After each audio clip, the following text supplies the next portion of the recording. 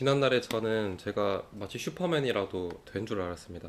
청소업체가 안정적인 궤도에 오르니까 뭐 세상 모든 일이 내 손만 거치면 막 성공할 것 같다. 이런 거대한 착각에 빠져 있었습니다. 같이 일하던 그 주변의 대표님들의 권유에 제가 덜컥 식당을 해야겠다. 이런 생각을 가지고 식당을 운영을 했었고, 그것도 모자라서 뭐 인테리어, 뭐 도매, 유통, 교육업 뭐 이런 것까지 다양하게 했었죠. 제 욕심의 그릇은 끝을 모르고 되게 커져만 갔습니다. 주변에서는 젊은 사람이 대단하다, 실행력이 남다르다 이런 칭찬을 많이 해주셨는데, 사실 저는 그 박수 소리에 취해서 길을 잃고 있었어요. 솔직히 말하자면 소위 잘 나가는 사람들 틈에 끼고 싶었던 그런 욕망이 컸었던 것 같습니다. 한 달 이익만 수억 원을 찍는 사람들 사이에서 뭐 같이 어울리다 보니까 저도 모르게 어느새 그들이랑 같은 급이 된 것 같은 그런 환각에 취해 있었습니다. 제 실력이 아니라 그들의 후광을 내 것으로 착각을 했던 거죠. 즉 스스로를 객관적으로 바라보는 눈, 그 메타 인지를 상실하고 욕심의 눈이 멀었던 그런 시기였죠. 그 대가는 되게 컸습니다. 이 글은, 이 컨텐츠는 화려한 성공담을 말하려고 하는 게 아니라 제가 겪은 가장 부끄럽고도 처절했던 실패 기록을 컨텐츠로 들려드리는 겁니다. 그 당시에 누군가를 만나면 항상 저한테 칭찬을 아끼지 않았습니다. 젊은 나이 이 정도라니 대단하다. 뭐 당신 같은 인재가 우리 프로젝트를 같이 해주면 정말 좋겠다, 필요하다. 이런 말을 들으면 제가 뭐 마치 세상을 다 가진 것처럼 오랫동안 갈구하던 그 인정을 받았다는 생각에 기분이 날아갈 듯 했습니다. 그리고 그 사람이 함께 일을 한번 키워보자 이런 제안을 했을 때 저는 그 사업의 타당성을 따지기보다는 나를 알아봐준 사람에 대한 고마움 때문에 앞뒤 안 가리고 설레고 그냥 그 일을 막 진행을 했었어요. 근데 이제야 좀 뼈저리게 깨달은 게 있습니다.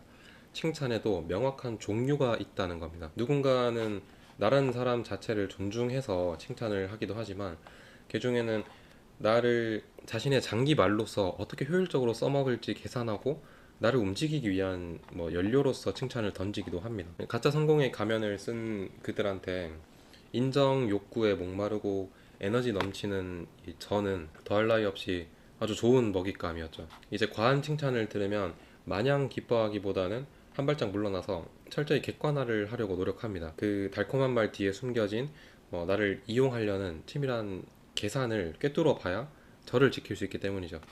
제가 범한 가장 큰 실수는 나만의 명확한 결정 기준이 없었다는 거, 이거예요. 사업을 진행하면서 무언가 찜찜하고 설명할 수 없는 불안감이 들 때도 상대방의 기분을 상하게 할까봐, 혹은 내가 소심해 보일까봐 싫다라고 거절하는 걸 못했습니다. 그저 좋은 게 좋은 거지라는 그런 안일한 생각과 분위기에 휩쓸려서 제 인생을 좌우할 중요한 결정들을 너무나 쉽게 내렸던 거예요. 사업은 완전히 몸에 전율이 흐를 정도의 확실한 직감이 아니라면 무조건 차가운 숫자로 검토를 해야 됩니다. 느낌은 틀릴 수 있지만 데이터는 거짓말을 하지 않습니다. 투자를 하는 사람도 받는 사람도 서로를 철저히 검증해야 돼요. 단순히 자본만 들어간다고 해서 사업이 성장하는 걸까? 그렇게 생각한다면 절대 아닙니다. 돈 이외에는 아무런 인사이트나 실질적인 도움을 줄 능력이 없는 투자자도 많습니다. 그리고 이 관계는 서로를 원망하면서 결국에는 파국으로 치닫는 결과를 만들게 돼요.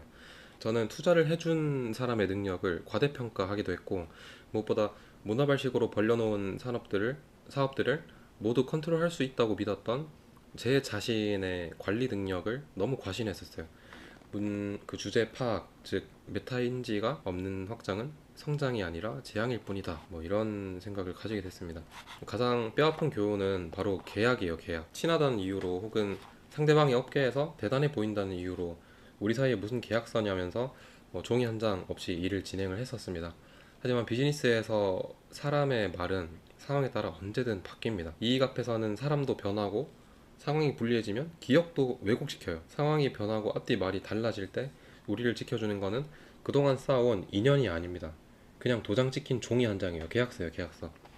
계약서 없는 동업이나 협력은 반드시 관계의 패망을 가져올 확률이 반드시라고는 하기 어렵겠지만 그 확률이 굉장히 높습니다. 계약서는 상대방을 믿지 못해서 쓰는 게 아니에요. 오히려 서로의 신뢰를 끝까지 지키기 위해서, 그리고 최악의 상황이 들이닥쳤을 때 감정 싸움이 아닌 약속한 규칙으로 깔끔하게 해결하기 위해서 쓰는 거예요. 친할수록, 믿을수록 계약은 더 철저하고 냉정하게 해야 됩니다. 청소업 사장님들, 그리고 이제 막 사업을 확장하려는 동료들, 뭐 혹시 지금 자신의 능력을 너무 과신하면서 저처럼 슈퍼맨이 되려고 하고 있진 않은지, 아니면 내 실력보다 더 큰 칭찬에 취해서 정작 중요한 내 사업의 본질을 놓치고 있는 건 아닌지, 부디 저처럼 소중한 현금 흐름을 포기하고 남들이 보여주는 그런 신기루를 쫓지 않기를 간곡히 바랍니다. 저는 먼 길을 돌아서 다시 청소업으로 돌아왔어요. 이것저것 벌려놓은 것들을 정리하고 제가 가장 잘하고 잘 아는 하나에 집중을 하니까 이제야 비로소 제 자리가 좀 보이는 것 같아요. 불안감에 설쳤던 잠도 어느 정도 잘 자게 됐고, 망가졌던 건강도 되찾게 됐습니다. 뭐 수술받고 치료받고 이런 것도 아직 있기도 하지만, 비록 매출은 문어발식 확장을 하던 전성기보다 많이 떨어졌지만 다시 만들면 된다라는 확신은 있습니다. 이번에 허울 좋은 가짜 성공이 아니라 탄탄한 내공이 쌓인 시스템으로 진짜 차근차근 성장을 해 가려고 합니다. 사업은 아이템이 아니라 사장의 그릇만큼 큰 법이에요. 그리고 그 그릇의 크기를 정확히 알고 인정하는 것이 바로 메타인지입니다. 내가 할 수 있는 것과 없는 것을 구분할 줄 아는 용기. 뼈아픈 실패의 경험이 저를 더 단단하고 현명한 사업가로 만들어 줄 거라고 믿고 있습니다. 이번 스토리도 재밌게 보셨다면 구독과 좋아요 눌러주시고, 그리고 댓글이나 설명창에서 네이버 카페에서 받을 수 있는 제안서나 전술서, 계약서 양식 등을 받을 수 있습니다. 카페에 많은 가입 바라고 끝까지 시청해주셔서 감사합니다.